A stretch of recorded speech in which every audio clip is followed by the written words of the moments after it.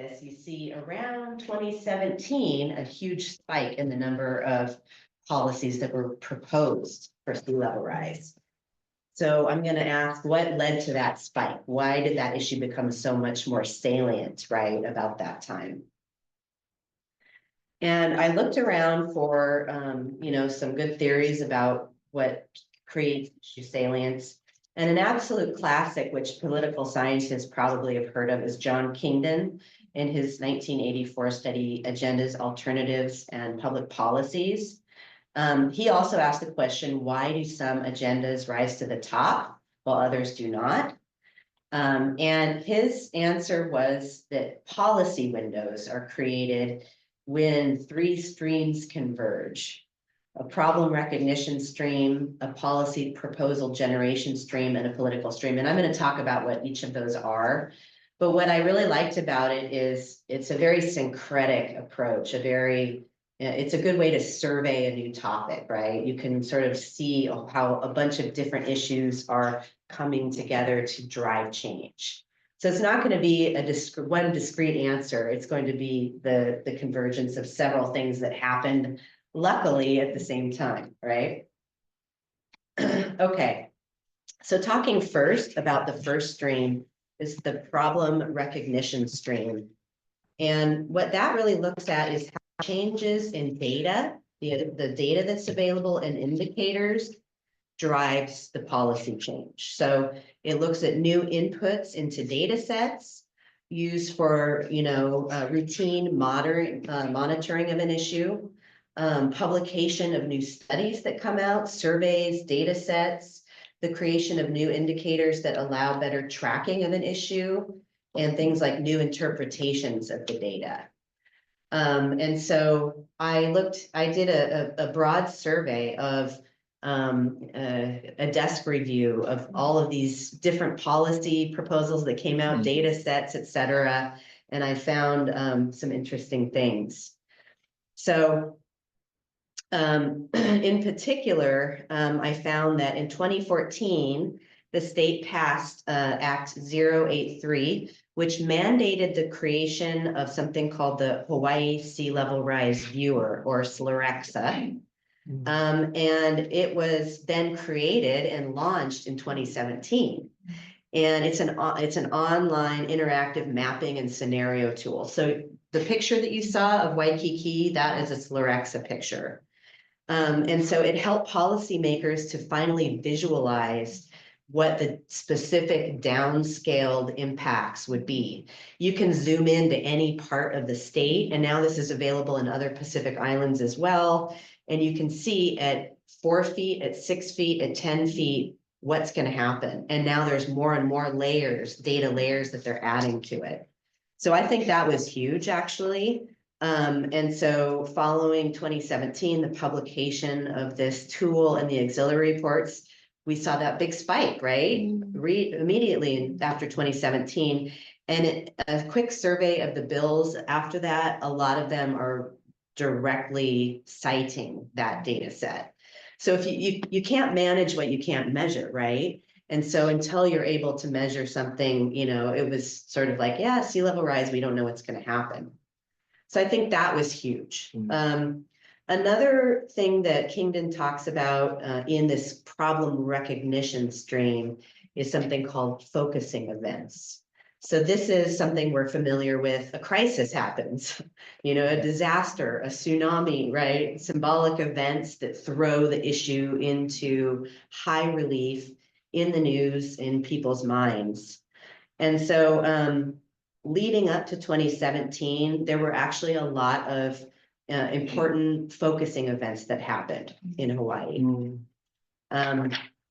So the election of Donald Trump in 2016, the first time, with his national mandate to deny climate change, actually had a chilling effect throughout the United States, including Hawaii. But by 2017, the states like Hawaii decided, well, if the federal government isn't going to do anything, then we as states have to move forward.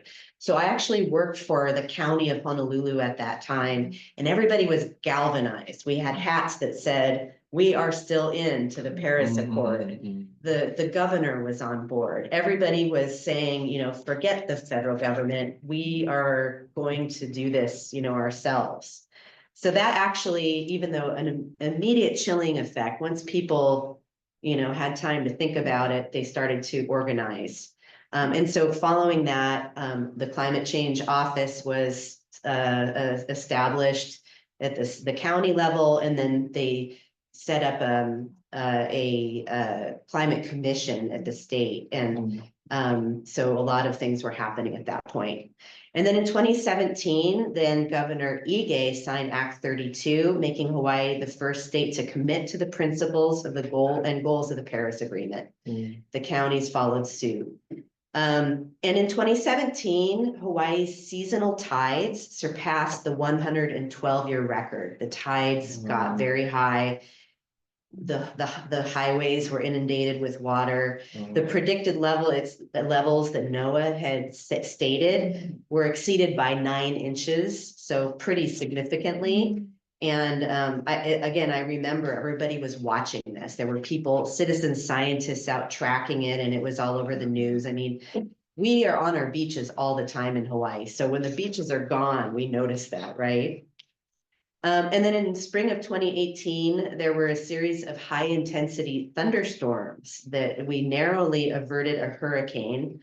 And it created a big storm surge and landslides and flood damage to the road, resulting in about $250 million in damage. And so everyone was starting to think much more about the impacts of climate change. Also in that time frame, the state started experiencing a series of high-profile cases in which coastal erosion was washing out highways and private homes. The newspapers had a lot of images of homes falling into the water and roads. And so again, people were going, okay, this is happening now and we need to do something about it. So I think that all of these things converged, you know, between the new data and these sort of focusing events around 2017. I think I'll stop there for the problem recognition stream and move on. So the second stream that Kingdon talks about is the policy generation stream. And this really focuses on the degree of community cohesiveness. So looking at the role of political parties, political culture, et cetera. Again, I've got surveys looking at people's perceptions and preferences and looking at coordination around specific bills.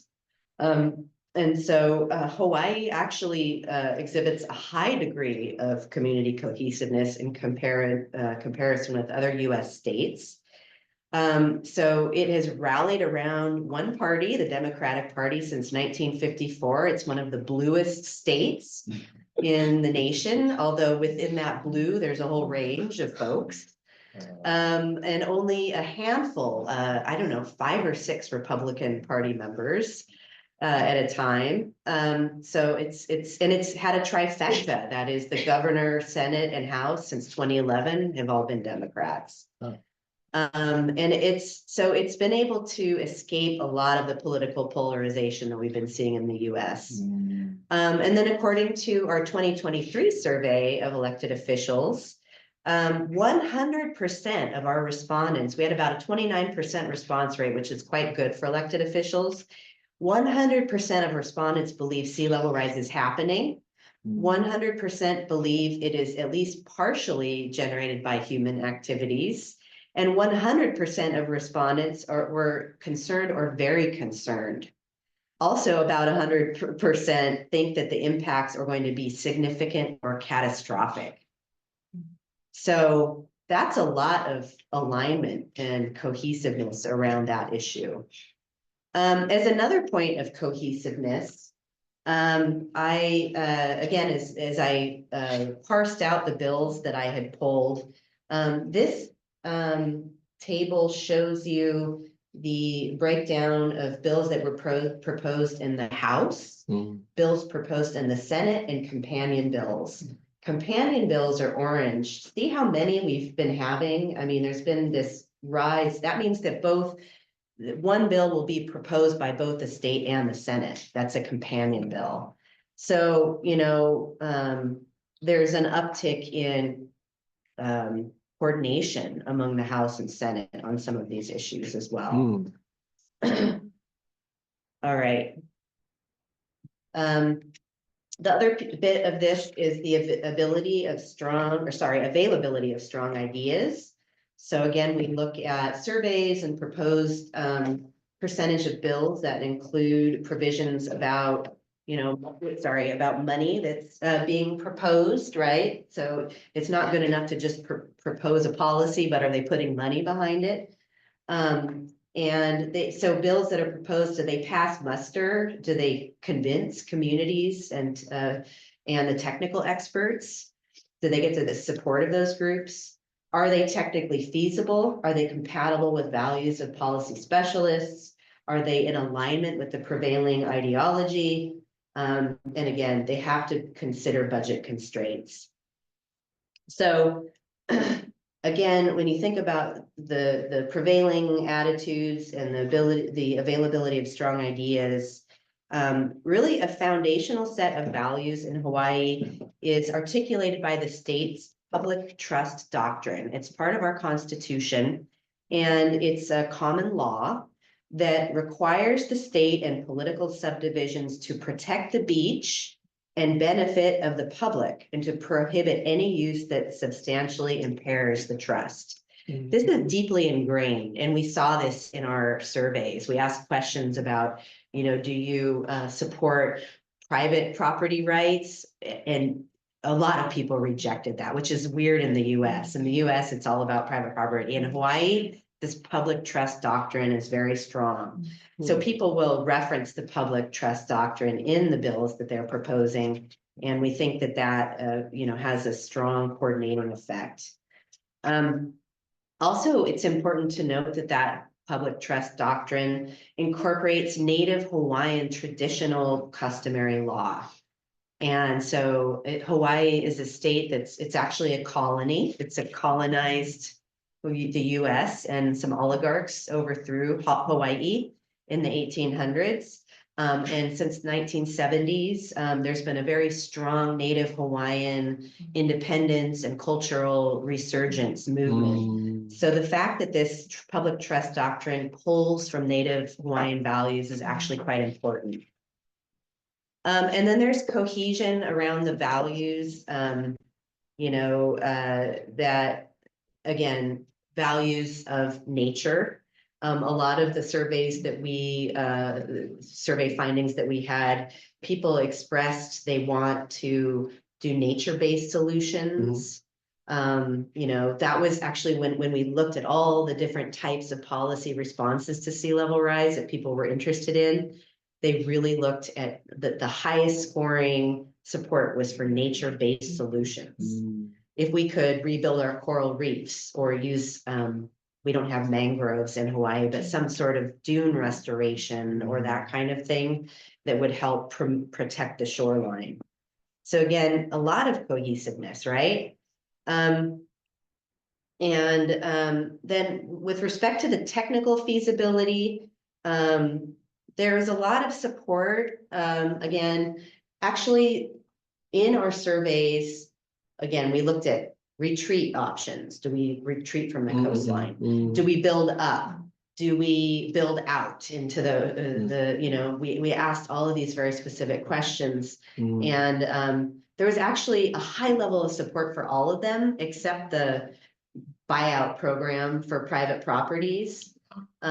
Although when we said, will you support a buyout program for more vulnerable people, or if there was some way to support the people that are legacy homeowners that aren't necessarily rich, and basically people don't want to support the rich landowners on the coasts, they were more favorable towards something that was layered. But this notion, so when they were highly supportive of, oh, let's do that, let's do it all, right?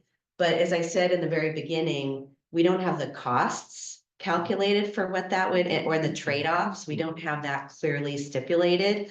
And so this point about the technical feasibility of the bills, we actually just don't have enough information about that. And it is not just cost. I think we need a lot more input from civil engineers and architects. So we're starting to do that. But for this data set, that information wasn't there. So it's easy for policymakers, in Hawaiians to say, yes, sure, it all sounds good. But again, not technically feasible. Okay. So then the third stream is the political stream. So looking at the political mood, again, those focusing events, what are people in the mood to do? That's sort of hard to categorize, but you can get a sense by reading news articles and talking with politicians. And then the role of organized political forces, of course, advocacy groups, interest groups, the voters, and then politics within the state. So kind of the structure of the state, changes in political leadership over time. Committees have a big role in deciding what policies are proposed, and the institutional structure. So there's a lot of issues with different agencies overlapping, and there's a lot of fighting about who's doing what. So looked at this too, so with the focus of so many politicians on short-term crises and minimizing the costs for taxpayers, I mean, we have a huge problem with housing availability, and 90% of our food is shipped into Hawaii. We don't grow it there. There's a lot of immediate, the cost of living are what policymakers are mostly thinking about. So that kind of prevents, that's the thing that prevents these policies from being proposed year by year. And so when we asked, I told you, in their perceptions, by 2050, sea level rise is going to be catastrophic or significant. So then we asked the question, where does sea level rise fall on your agenda, like on your priority list? And they said the middle. Not high. What's high? Housing and the cost of living, right? So we found that to be quite interesting, and not surprising, but interesting, right? So they know that it's going to be an issue, but they just have more pressing things. And then, of course, at the time we were doing the first survey, we had the big wildfire. You heard about the Lahaina fire. And so basically, since 2023, 2024, the focus has been on fire prevention. So we didn't see many proposed bills this year, right? So I think, another major determinant of the political mood in Hawaii is a low level of trust for the state because of the history of colonialism and dispossession. The state has done a terrible job at community input when planning. They're trying to change that, but particularly with the vulnerable Native Hawaiian communities. And so they just don't trust what the state is doing. And they, honestly, when I looked at the content of all the bills that were proposed, there were just one or two that mentioned Native Hawaiians. And what's significant there is, I mean, obviously they should have a say in all of the policies, but a lot of their burial sites and cultural sites are also going to be affected by sea level rise. So the state just needs to do a better job of taking that into account. And they've had some other big public works like building the rail our rail that's been a disaster. It's taken 30 years, way over budget, and it started in the country and it doesn't even go to the city. It doesn't go to Waikiki. Nobody uses it. So there's just a lot of, why should we trust the government to do anything? I mean, sea level rise is going to cost, be majorly, it's going to be a huge civil engineering feat. It's going to cost a lot of money, and people don't trust the government. So that's going to be problematic.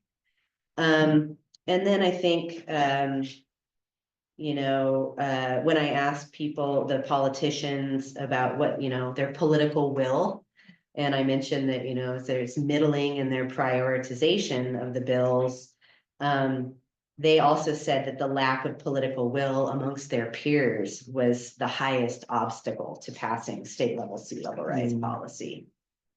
And then just quickly, a couple more things. So political forces outside the state, Hawaii has an incredibly strong union presence. The builders unions and the carpenters unions have been really preventing a lot of climate change policy. They see it as being expensive. And a lot of the workers, they think, don't have the training to do the work. And so they continually obstruct policies that are put out. So I think that's going to be an issue. And then we also found that the voters just aren't making a big enough cry, right? They're not really speaking with their elected officials. I'm down at the state legislature all the time. They're very welcoming. They want to hear from their voters. But in our survey, we found only 3% of elected respondents say that they hear from their constituents about sea level rise regularly. And so we need to, again, if indeed voters are what's driving policy to democracy, the voters need to be more vocal. Then thinking just very quickly about the institutional structures, I mentioned that a very watershed moment was the establishment of the State Climate Change Mitigation and Adaptation Commission. A precursor of that was established in 2014, but by 2017, it had been renamed and repurposed, and the state started providing some funding to hire a coordinator and that kind of thing. So that was huge. And the state has was one of the early adopters of something called an Ocean Resources Management Plan, and has set up a number of agencies that are focused on sea level rise. The problem is they're often, some agencies focus on what's, on this side of the shoreline, and some focus on what's in the ocean, right? Also, the counties are in charge of everything above the high wash of the wave, and the state is responsible for everything below so there's a lot of issues about who pays, who's responsible, and a lot of the policies that are being proposed, it comes down to clarifying that. And so we need to do a lot more work around who pays, who's responsible. And if a house is starting to fall into the sea, if the sea is suddenly up at the house level, does that become the state's responsibility for demolition? Is it the individual families, because there's public health hazards that are, when a house is falling into the sea. So we have a lot of work to do in terms of just clarifying that, the who's responsible and who pays. Yeah, and so there's other things like a Sea Grant program that, there's coordinators. There's a lot of different groups that are actually really focused on sea level rise. More, again, we've called it coastal erosion. And so oftentimes we couch this in terms of coastal erosion, which has always been an issue, but we're really trying to start reframing things around sea level rise and looking at the rapid change of the shoreline. So I think I'm going to stop there. There's a number of, I think there was one other thing. Oh, I just wanted to mention the committees. So looking at there's been a lot of,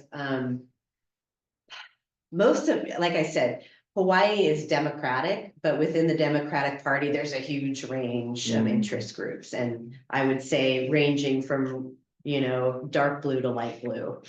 And so we've had some very conservative folks that have been sitting on the Senate Ways, WAM, Ways and Means Committee. Super important because they are often talking about budgeting, right? And you can see the number of bills that were referred to this committee, the number that died there. So like 69% of the bills that died were in that committee, right?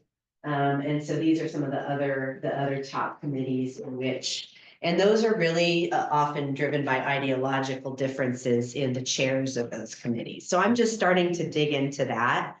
And a lot of the work that I've done, again, so far is a desk review and survey work, but I plan to start interviewing some of the people to learn a little bit more about the political dynamics. And again, it's wonderful that, you know, Hawaii, it's a very small place. We only have 1.4 million citizens. And so we have a lot of direct access to policymakers. And so I think that by having some conversations with them, we'll really be able to learn more about their calculus and what, you know, what the dynamics are.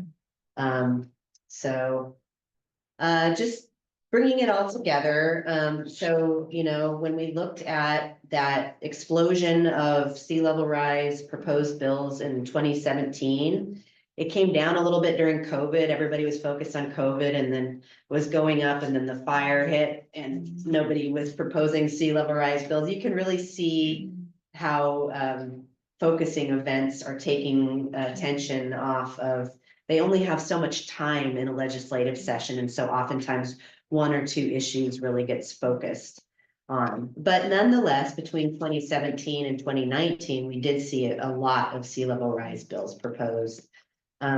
And so just looking at these different streams, you know, I think all the streams, again, Hawaii is a best case scenario. And I think it is, you know, it proves to be the case that we are making more policy proposals than other states because we are concerned with it.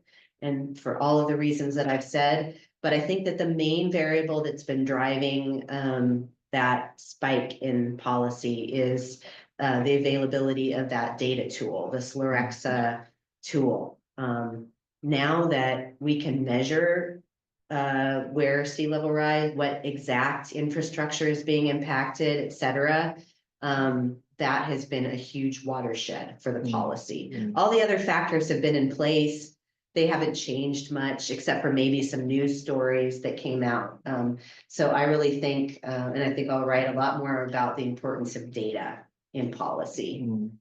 And then just in closing, you know, thinking about this approach, the multiple streams theory, you know, it's a syncretic model, so it pulls from a lot of different areas.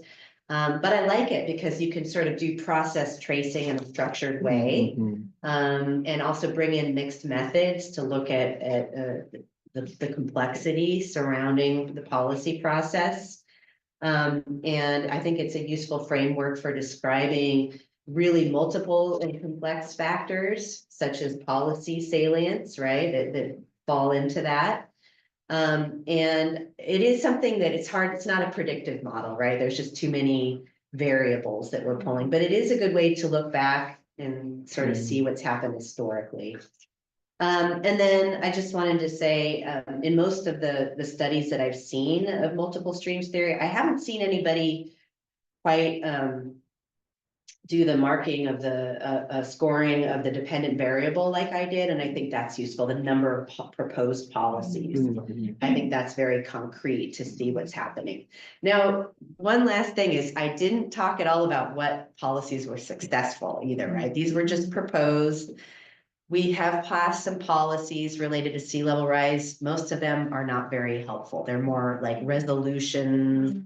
We plan to study sea level rise, with the exception of some of the counties have begun passing legislation that moves the setback limit. So how close you can build to the shoreline. It's been about 40 feet historically, and they're moving it back even further. And we have passed legislation that prevents people from building seawalls. I think it's important that everybody know, just for if you're reading about this, when you build a seawall, while it protects the immediate property, it causes the beach and erosion on either side of the seawall. So you're actually hastening the decline of the shoreline by building seawall or putting in sand burritos or any sort of hardening. So we really have, you know, We have passed a bill that says people can't do that. Government agencies can still if they need to. But our problem then for further research is we're not enforcing that very well. We don't have enough staff to enforce, to go around. We have volunteers that have drones and they're looking at people's burritos, and there's volunteer groups that go try to break up things, but the state doesn't have enough resources focused on the enforcement of the laws. So just one last thing to think about. So, okay, well, I'm going to stop there. I'm happy to answer questions. This is a very much a research project at its beginning. And so I think it's going to be very, very rich and fruitful. I'd also like to say the survey work, I'm happy to share the survey results with you guys. I think it's a great tool that I don't know if many surveys have been done here in Korea, but on the topic of sea level rise, but in the US, we have a ton of surveys from the Yale Climate Change Communication Center about climate change, right? There's hardly any surveys about sea level rise. So if you would like to collaborate on doing some survey work around this, and when things settle down here and people are thinking about when the issue salience is, then I'm happy to share the tool with you.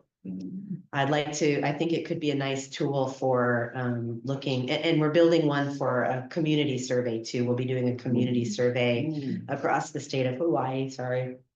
And we can certainly share that and collaborate to do more sort of large end studies and cross island or cross national studies to look at this, because perceptions are very, very important in this process. All right. Thank you. Great, thank you. We can stand up or we can have a sit when we have a Q&A. Okay, I'll sit down. Yeah, okay.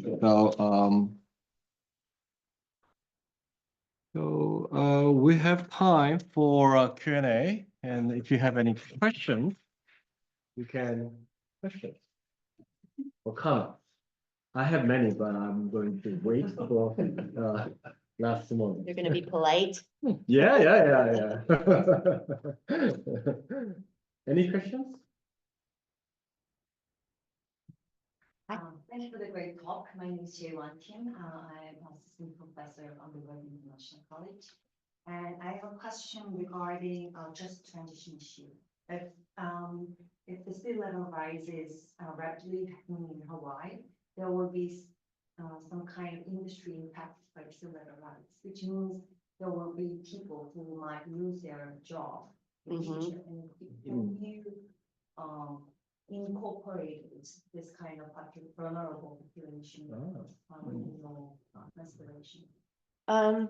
Not yet. So right now we have been thinking about just the built environment, impacts to the built environment. And as we're doing our cost modeling, we're looking at the costs of putting in sand and, infrastructure.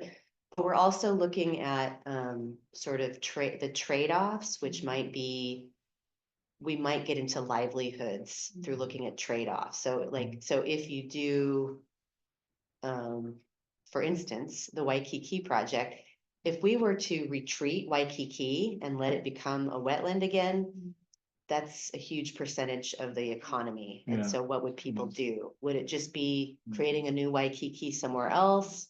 How would we move people and do, create incentives, and how would, so that's so big, right? But it's important to think about. So one thing I have done, I went over to the Big Island to a town called Hilo. You guys know Hilo?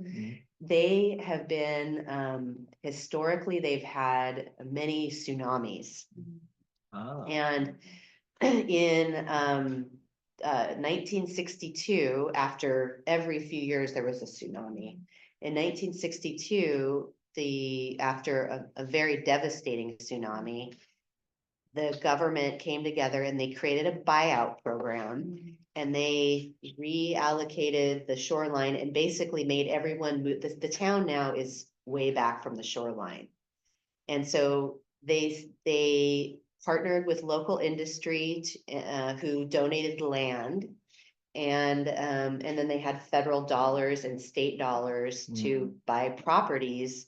But there were a lot of Japanese in the town at the time. A lot of the Japanese business owners in Shinmachi, which was an area that was greatly inundated. They were moved to this new development, and while at first there was a lot of resistance, it actually ended up being a big success. And so that, like, when you go to Hilo, please go to Hilo, you can see it's the shoreline in the town is, again, it's set back, it's big parks where all the water inundation happens. The town is a little bit higher up. And people go there for that beautiful, infrastructure, right? The parks and the shoreline. So I'm trying to tell that story to say, there was a case, it was a tsunami, it wasn't sea level rise, but where the government made the choice to do managed retreat, and move back from the shoreline, and that was a success. But we need to put systems in place, the buyout programs, thinking about retraining people, thinking about community coherency and all the social binds, right? The ties between people get broken when they're moved. And, it's a very controversial topic in the US, at least. I don't know about here, managed retreat. And in fact, we often don't call it managed retreat anymore because people don't like it, because they think, oh, you're just going to take the poor people and make them move, and you're not going to pay them enough money to relocate, and you'll be breaking their communities, which has happened a lot. We have a lot of cases in Florida and the Gulf where so-called very successful managed retreats have actually not been great for the communities. So anyway, looking for examples of how that has worked, and it needs to be a very comprehensive, well thought out plan, which is why we need to start planning now. So thank you. I think there's a lot of opportunity for studies about what that might look like, and looking at maybe other climate issues or disaster responses in which governments and communities have done a good job of protecting and preserving the economic and cultural and social well-being of people. Thank you.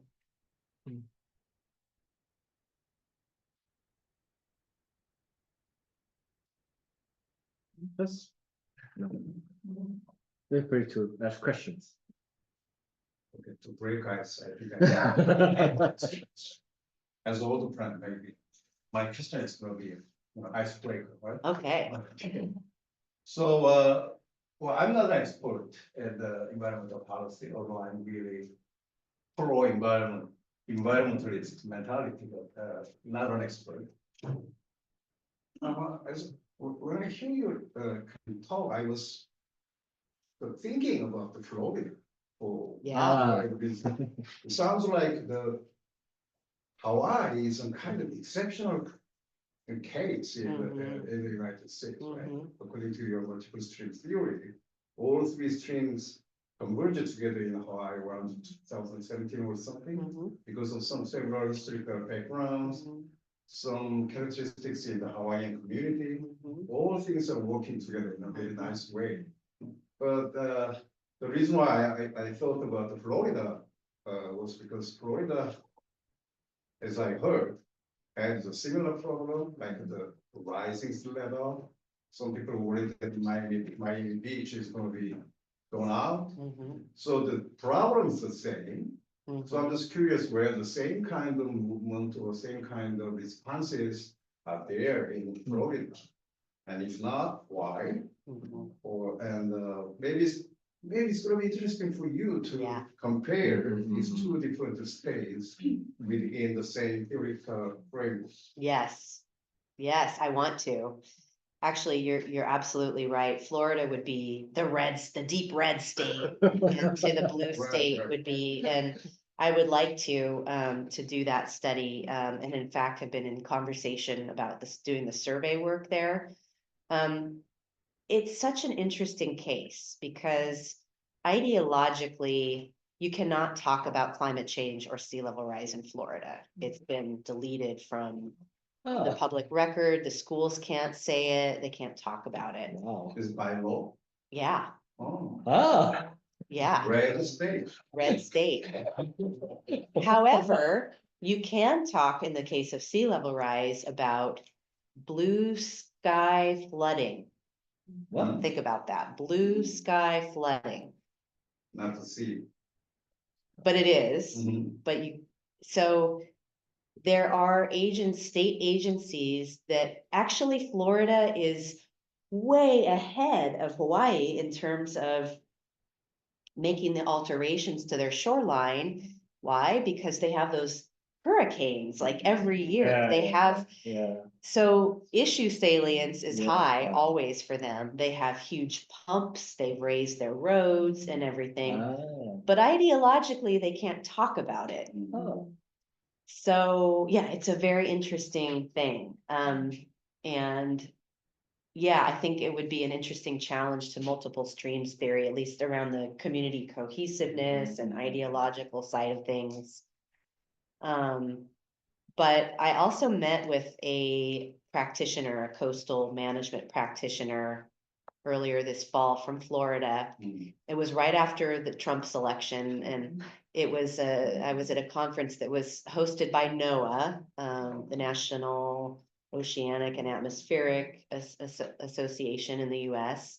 Everyone is freaked out about budget. I mean, the Yeah. Trump administration has said they're gonna, they want to end many of these agencies. And so, it was a very of course, the agency staff were there and they were putting a positive spin on things, but you could feel the dread about what's going to happen, Mm. with the exception of this person from Florida who has been working on the issue of blue sky flooding for years with incredible success.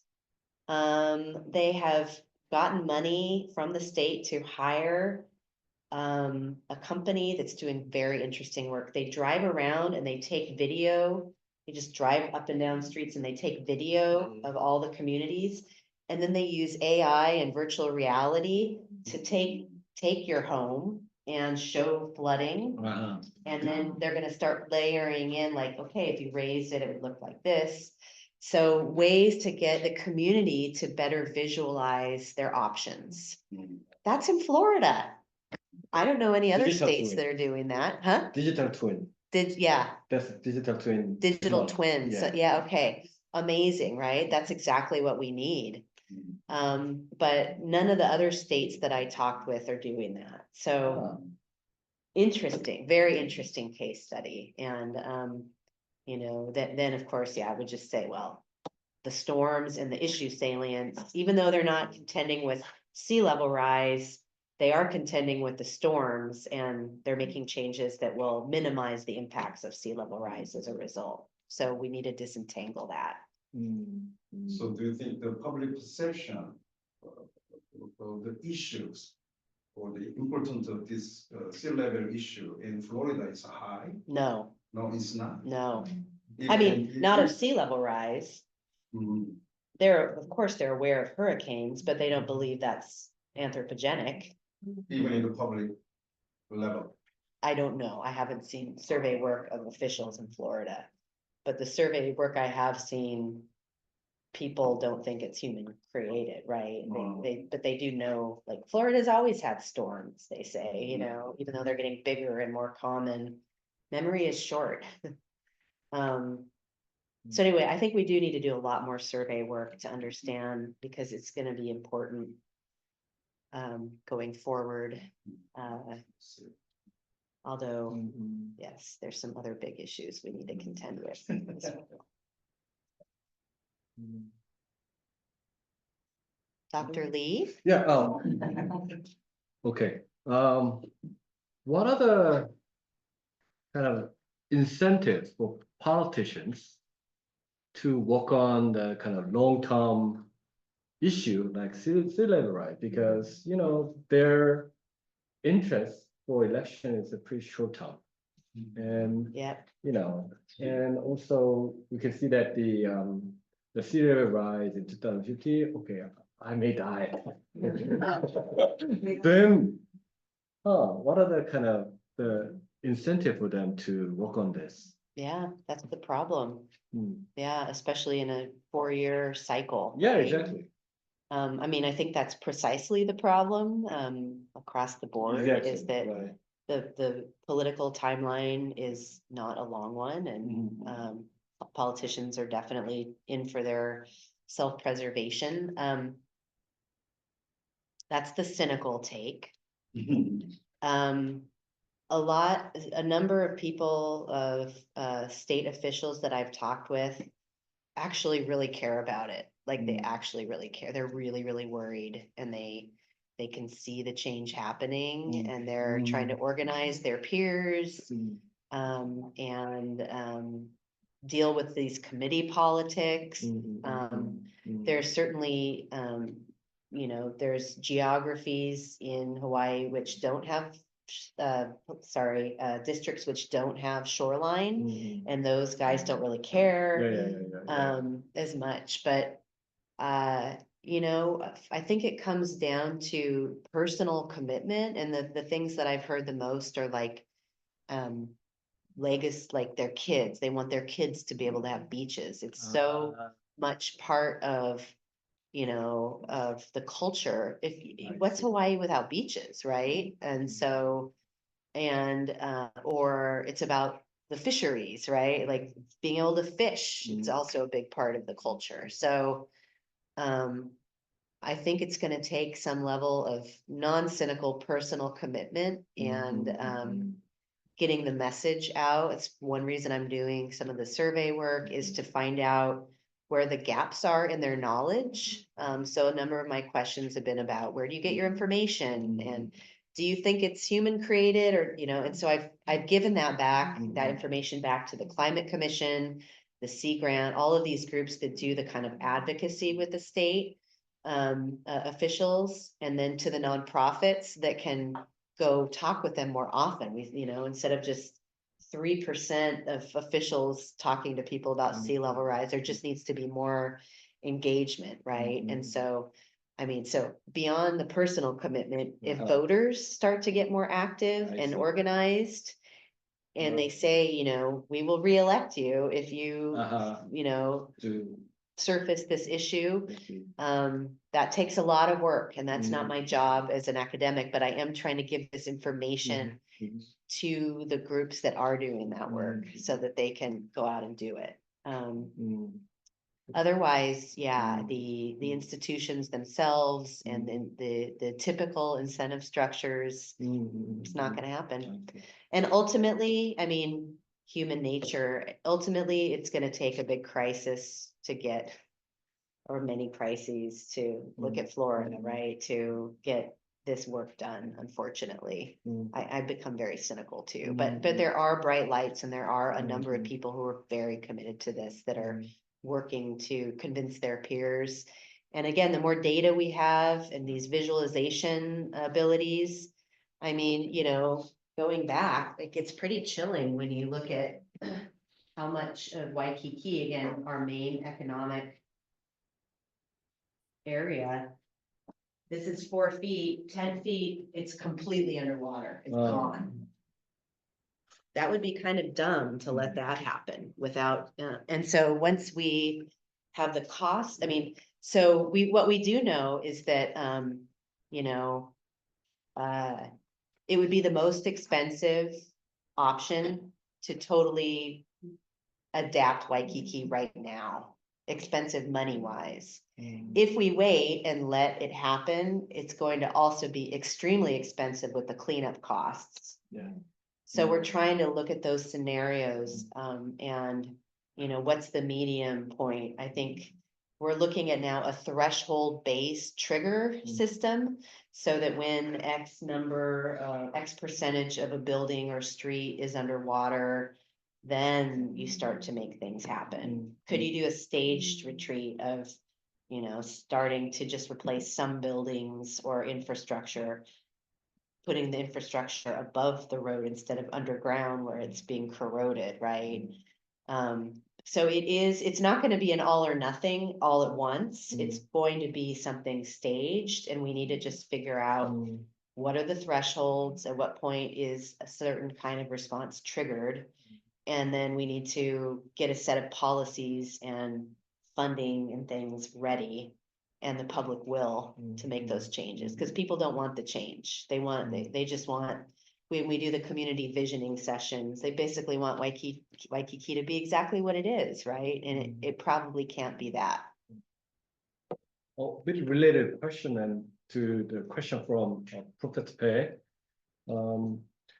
If Hawaii has a cohesive in terms of political cohesiveness, mostly based on the Democratic Party supporters, but if Florida, it's a bit cohesive with a deep red state and supported by the Republicans who do not say that much of the climate change.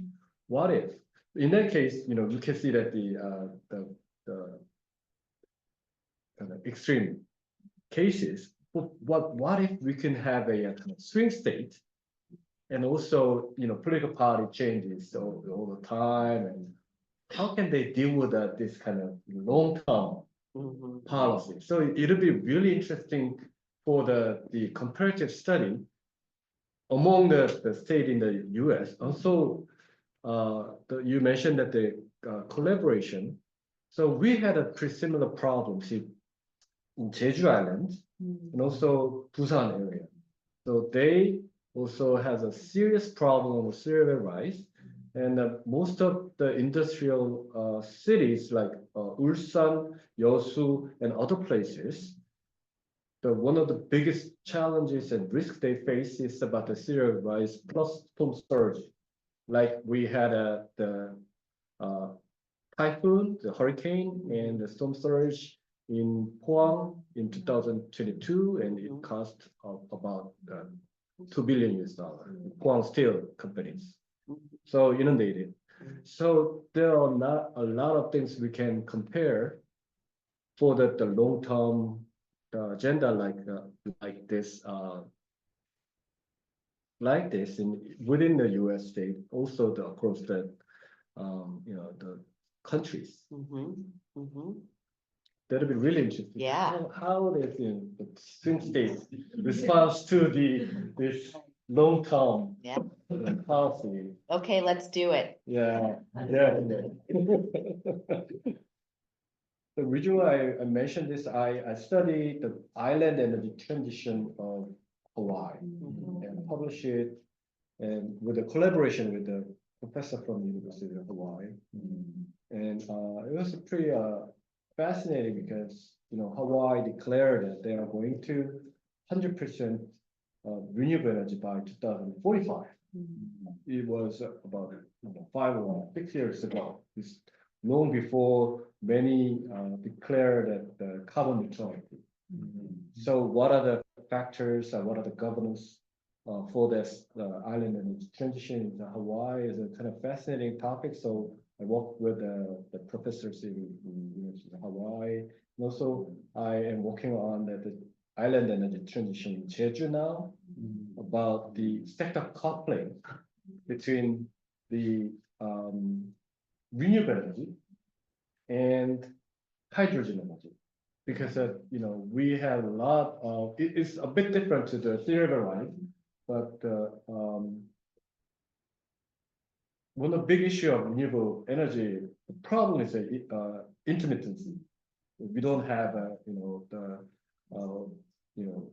constant energy flow. And sometimes excessive energy from wind turbine and solar panel.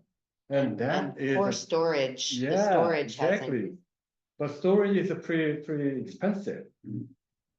Right? So, or we need to waste. We need to dump the valuable electricity from the wind or solar. It costs a lot of money. We calculate all the cost, and then we find that we can convert this wasted energy from renewable to the hydrogen energy because then electrolyze the water using the electricity, then we can make the hydrogen, H2O and electricity and H2NO.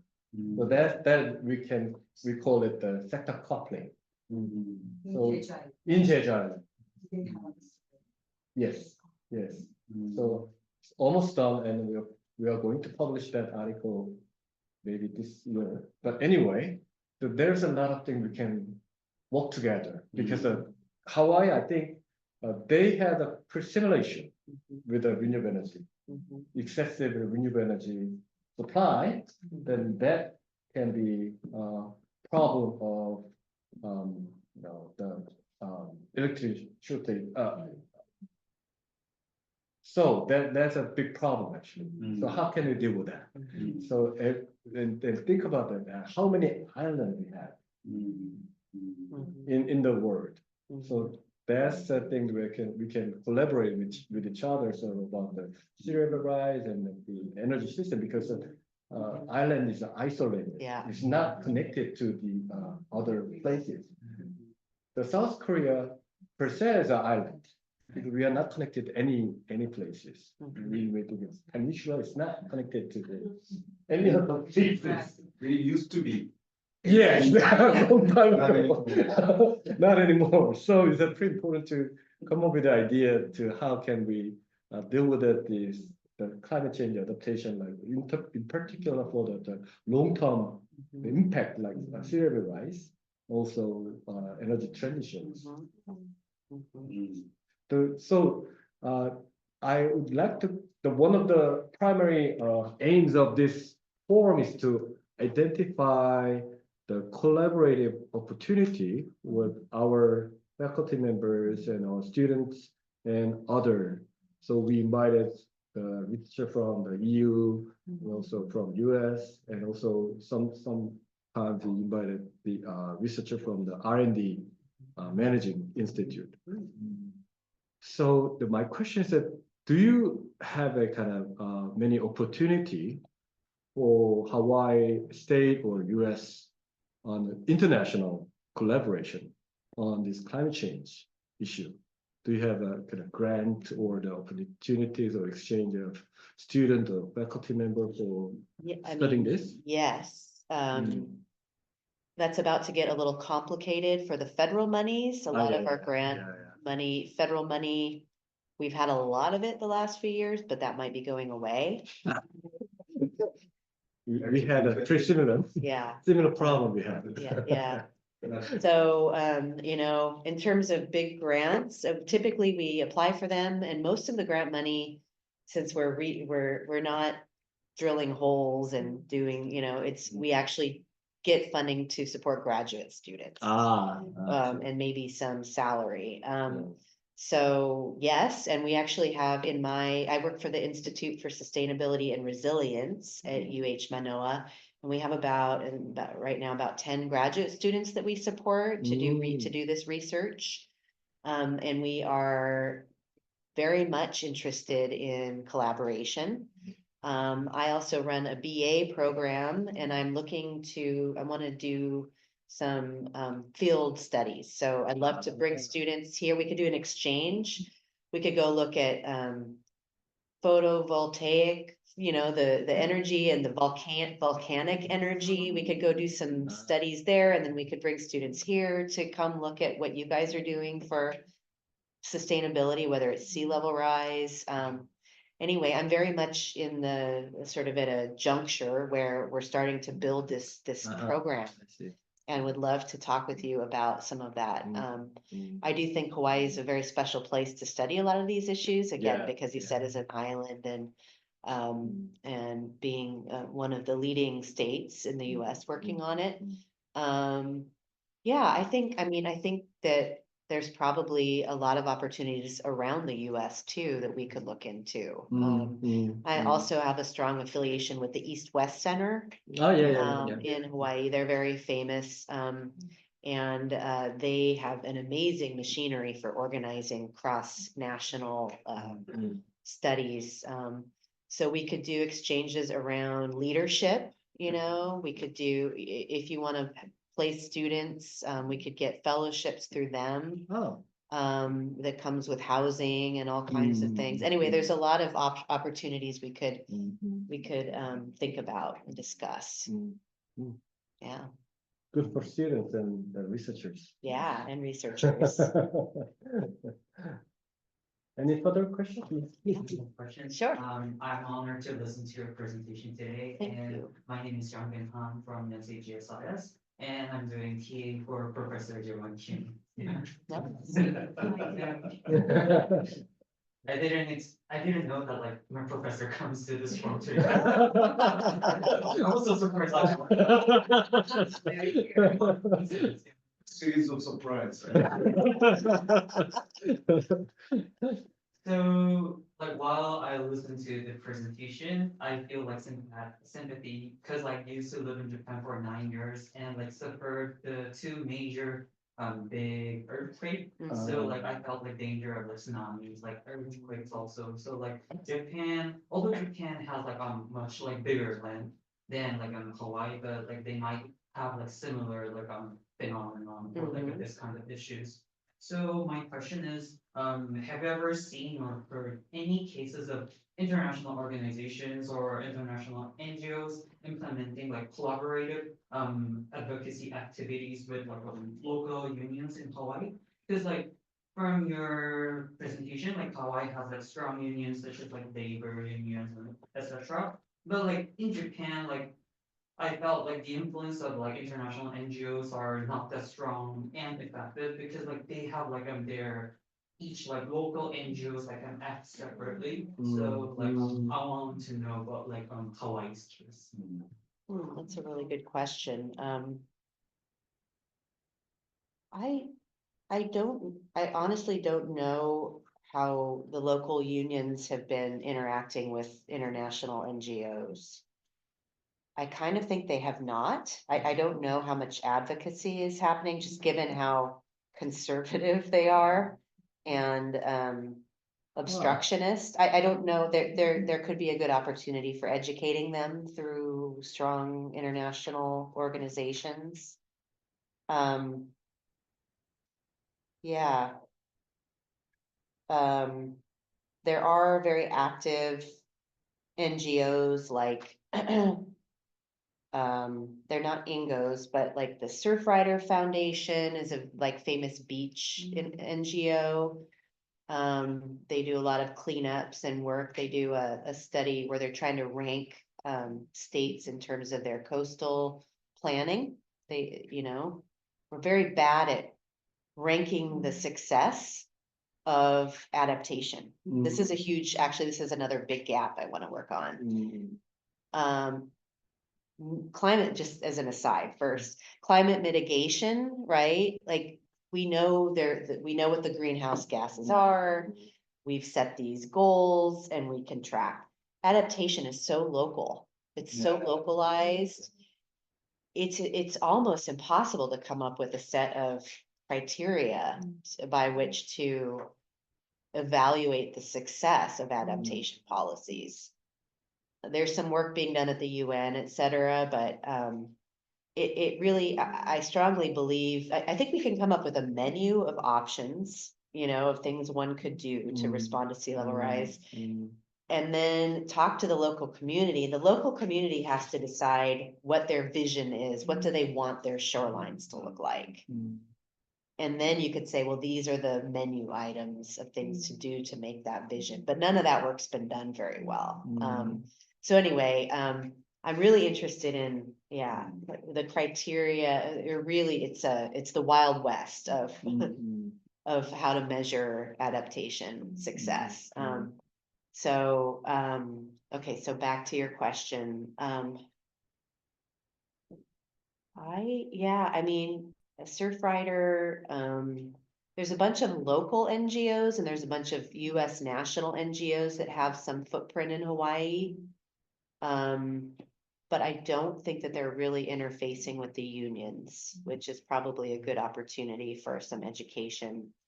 I know when I worked at the city, And we were trying to pass energy policy, like changing creating a benchmarking system for the buildings, the built environment in the city and county. And it required, getting that bill passed required so much work of engaging with the unions because they were not, So, yeah, so good question. I really don't know.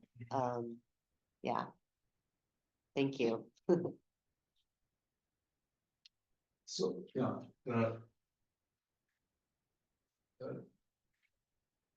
thanks. Maybe you two have or like an answer, or you two have a lot of research on this topic. But one question or problem that I have with the climate change policy or climate change research is that it seems like there's some kind of mismatch problem here. Like we say that these are the causes of climate change. These are the causes of sea level rise, and we know that the effect of those climate changes are experienced by some people in certain areas like Hawaii or some islands or something. To me, it seems like there is a mismatch problem, which means that the causes is there, the effects are there. And when we want to resolve these problems, we have to, come to terms with this kind of mismatch, right? And there is also some kind of mismatch of level, the policy level problem. So as you said, maybe in Hawaii, people in Hawaii try to come up with ways to adapt to the given climate change situation, right? But in order to resolve fundamentally the problem of sea level rise, we need to control CO2 emission, we need to change energies, but that's not something that can be done in the Hawaii level or Hawaii area, right? So something should be done at the upper level to resolve this problem fundamentally. But at the local level, it's basically impossible. So that's something that I think is the biggest problem in in this field. Right. So as a non-expert, I was just curious. That is correct. Yeah. I mean, it has to be at the global level, the big carbon polluters, the US, China, have to South do Korea, more. Yeah, South Korea, like we need to do more and we're not. It's not happening. The reports that are coming out we're not getting near the results that we're supposed to be getting. And that's honestly why I'm thinking about adaptation now, because I think we're locked into God knows how much. It's gonna be bad. And so we need to start adapting now. But yeah, there's a lot, gosh, being in Hawaii now, I'm in the middle of the Pacific Islands, and there's such an affinity between the peoples of the Pacific Islands. And so we have people from Fiji or Tahiti or, the Marshall Islands come, and their islands are disappearing. Like their Marshall Islands are almost gone. And so, and they've been sending delegations to the UN for years saying, you guys are the polluters and we're feeling the effects of this and we haven't done anything. We don't even have electricity on our island. And so there's absolutely a mismatch between who's the cause of it and who's feeling the impacts. Again, I think the only way you're gonna get the large scale change is for something bad to happen to the big polluters. And that's unfortunate, So then is there any effort by, say, Hawaiian state government to put some pressure on the federal government? Yes, yes, but I think our US senators, we have a couple of US senators, and I think they are both vocal, but Hawaii is small and way over there, right? How about any kind of coalition among the states that feel seriously about this kind of issue? There have been, there are. There have been regional efforts to curb greenhouse gas emissions, coalitions, et cetera, but it needs to happen at scale. Right. It needs to happen at scale. And in Hawaii, let's face it, I mean, we're a small state, but we have a big footprint because we have to ship everything. Mhm. You know, that's bad.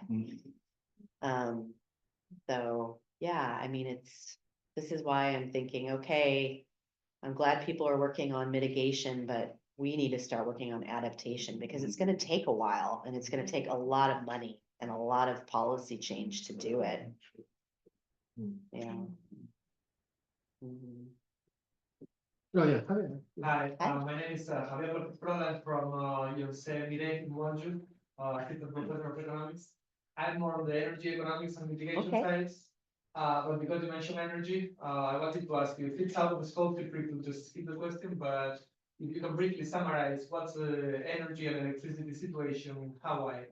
How they manage with what you mentioned, variability, the fact that they are isolated, and most importantly, what is the perception of the people there? Because, for instance, we are seeing many places in my hometown, in Galicia, in Spain, northwest of Spain, people are against fossil fuels, but people are also against renewables Yeah. because they have landscape impacts and so on. So yeah, it's kind of stuck up where we cannot go anywhere. So is anything similar happening in Hawaii? What are the perceptions? Yeah, This kind of. so we are enormously dependent on fossil fuels that gets converted into electricity. And we also have a power plant where we take all of our garbage and we burn it for electricity. So none of that's good. We have a lot of solar and there's been a state level solar program to sponsor, you know, more vulnerable or poor families to be able to get solar. So there's a lot more work to be done, but there's government programs. They're just having a hard time getting people to buy them, even with the subsidies. We have volcanic energy that really supplies, I think, about 20% of the energy for the Big Island. And we don't have a way to transport that energy at this point to other islands, but they would like to do that. Islands are not interconnected. No, we're looking at building pipelines and things. There's people in Hawaii that are exploring hydrogen, but that hasn't really taken off. So we're still very much fossil fuel dependent. We have explored wind energy. We have some wind farms, but as I was catching up on the news over the holiday and traveling, apparently the term of the rental of the land for those wind farms is up and they're going to remove them because the community has been very, very unhappy with the wind farms. Apparently they're noisy. That's very different because it's the same. Yeah. It's happening. And there's been a lot of concern about them killing birds and the native bats and things. So that's, gosh, wind energy has a lot of potential. So maybe we should be doing offshore wind energy. As I was just in Vietnam, as I was flying into Hanoi, I saw huge offshore wind energy turbines. I think, but Hawaii, the oceans can be quite powerful. So I think it might be hard logistically to do that. I can say the 4 counties have climate action plans. The state doesn't yet, but they're working on one finally. And I'm hoping we'll do one for our university soon. Introduce you to my colleague McKenna Kaufman is a climate economist as well, and she's done all of these plans for the state and counties. But yeah, unfortunately, I mean, we have a lot of opportunity for solar, wind, and volcanic energy. But it's going to take a while to really make that conversion, even though we have committed to like by 2045. I'm also seeing a lot of Teslas on the island. We're getting more and more charging centers, but everybody's putting stickers on their Tesla that says, "I bought this before Elon went crazy." So there's more. People are starting to sell their Teslas anyway. There's other options. I'm waiting for more. I would like an electric truck so I can haul things around, and a good affordable electric truck. Anyway, so yeah, we have a graduate student who is studying community responses to some of these efforts, and particularly the presence or absence of community benefits programs. When a solar power goes up, what does the community get out of that? And so I'm gonna be curious to hear what the results of, she's been looking around the country. A lot of these programs are good in name only and they're not working very well. So I guess my takeaway from all of this is that we really need to be engaging our communities more and finding out more what they want and what they need. And that's gonna take a lot of work. And I think universities can play a big role in that because most local governments, et cetera, don't have the funding and the staff to do it. But imagine training an army of undergraduate students that are going out and doing surveys and getting involved in their communities and helping to, and then they can go on into this field, right? With those community connections to be able to do the work. That's what I would like to see. We're working on that in Hawaii, and I think probably around the world, it's important to do more of that. So sorry, tangent, but did I answer your question? Okay. Thanks. Okay, oh, yeah, please. Councilwoman Yes. Ward. Thank you. Today, my name is Consoli and I'm posted up in this program. And I wonder that to cover the victims because of the sea level, there need to be money, right? Yeah. So I think that how will people change their opinion about increased tax? Or how local government make a fundraising for the victim? Good question. Or-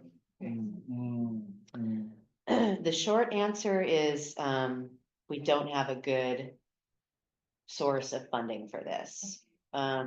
In the US, when a disaster happens, and so what's a disaster? A slow moving future disaster or something that happens now, right? So there's this problem of definition. But even for the fast disaster, a tsunami or a storm, when that happens, the federal emergency management, so the governor has to declare an emergency, state of emergency, and then the federal funds can come in.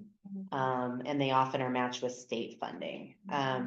So for instance, when we had the volcanic lava flow, we had the explosion and a lot of lava destroyed some communities. That triggered the FEMA buyout program. So homeowners were offered money to move, right? It's never enough, but it's enough. It's something.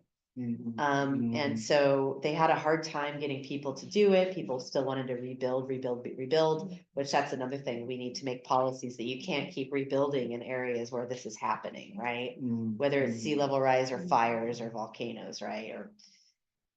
So, on the state level, when I look back at all those policies, there have been efforts pretty much back for a decade of trying to increase taxes or create funding mechanisms to work on this and not successful efforts. Right now, I understand our current governor, Josh Green, is really intent upon passing, really our main source of income is tourism. So they want to create there's already some tourist taxes, very little, but we could increase that to help fund some of this work. But then if you do that, there's all kinds of demands being made of those monies. We don't have a very diverse economy, and that the funding of this is going to be a big problem. And I would say that our state doesn't have enough. If you look at the actual costs of doing this adaptation work or multiple storms, we probably don't have enough money to do that. One other thing I haven't mentioned, and I'd be curious to know if this is happening in Korea, is that, and this is going to drive change, the insurance companies are pulling out. The insurance companies in Florida for storms and flooding, in California for fires, they just pulled out. Yeah. And now in Hawaii, a lot of our infrastructure is aging and there's a lot of water damage and things. So insurance rates have gone up sometimes 6,000% in a year. 6,000%? And currently, yeah, or they just say we won't insure anymore. And currently, in Oh. order to buy a house, we don't buy with cash. We buy with a bank Mortgage, loan. yes. In order to get a bank loan, you have to have insurance. Yes. So right now, our Oh. buying and selling of houses is at a standstill. Mm. And the government's trying to figure out what to do. This isn't just happening in Hawaii, it's happening in other places. So we've been interviewing the insurers, and there's something called, you have local insurance companies, and then you have the global reinsurance umbrella. Mhm. If something happens in Florida or Turkey, Mhm. then these few companies own all the insurance, so all the rates go up everywhere. Mm. So you can imagine as more and more events start happening, those reinsurance companies may start pulling insurance in other places as well. So insurance is gonna be, economist, something that we really need to study. And Mm. so we're also looking at, should we create a state level insurance program? People don't wanna do that. People don't wanna pay taxes and they don't wanna pay for other people's issues. So it's gonna be a big mess. Yeah. And the insurance companies are also telling local governments, we won't, they get ratings for their bonds and things. If they don't have a climate action plan, they're getting lower scores. So those insurance companies may drive some change actually too. Mm. So it's gonna have to hurt people in the pocketbook or some, big painful things like big prices or a big storm, I think, to really drive the change. But that's depressing. But if we can think that way and be ready with options and policies that are ready to go when that happens and be opportunistic about it, I think we could really, it's like riding a wave. It's like surfing, right? You could ride that wave and really get some things done. So, yeah. So it's, the insurance is another thing to follow.